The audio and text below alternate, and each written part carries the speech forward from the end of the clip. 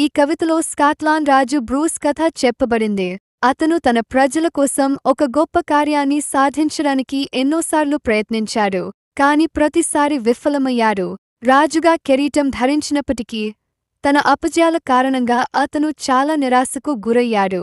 ఒంటరిగా కూర్చుని తీవ్ర దుఃఖంలో మునిగిపోయి ఇకపై ప్రయత్నించడం మానేయాలని నిర్ణయించుకున్నాడు. అప్పుడే ఒక సాలీడు సన్నని పట్టు దారంతో పైకప్పు నుండి కిందికి పడింది. రాజు తన ఆలోచనలను ఆపి ఆ సాలీడు ఏమి చేస్తుందో గమనించడం ప్రారంభించాడు. ఆ సాలీడు పైకప్పు దగ్గర ఉన్న తన గూటికి చేరుకోవడానికి ప్రయత్నిస్తోంది. అయితే అది ఎక్కాల్సిన దారం చాలా సన్నగా, సున్నితంగా ఉండటం వల్ల పని కష్టంగా మారింది. సాలీడు ధైర్యంగా పైకి ఎక్కడం ప్రారంభించింది, కాని కొద్దిసేపటికి జారి కింద పడిపోయింది. అయినా అది ఫిర్యాదు చేయకుండా మళ్లీ ప్రయత్నించింది. మళ్లీ పైకి ఎక్కి పడిపోతూ ఉండేది. అలసిపోయింది, తల తిరిగినట్లయింది, కాని ప్రయత్నించడం మాత్రం ఆపలేదు. ఇలా మొత్తం 9 సార్లు ప్రయత్నించింది. ప్రతిసారి విఫలమైనా ధైర్యాన్ని కోల్పోలేదు.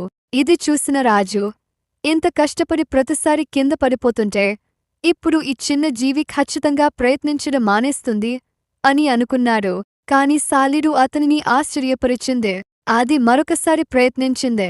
నెమ్మదిగా, నిదానంగా, అంగుళం పైకి ఎక్కుతూ చివరికి ఒక ధైర్యమైన చివరి ప్రయత్నంతో తన గూటిని చేరుకుంది. అది చూసి రాజు ఎంతో ప్రేరణ పొందాడు. ఆ చిన్న సాలీడు నిరాశకు లొంగకుండా విజయం సాధించిందని ప్రశంసించాడు.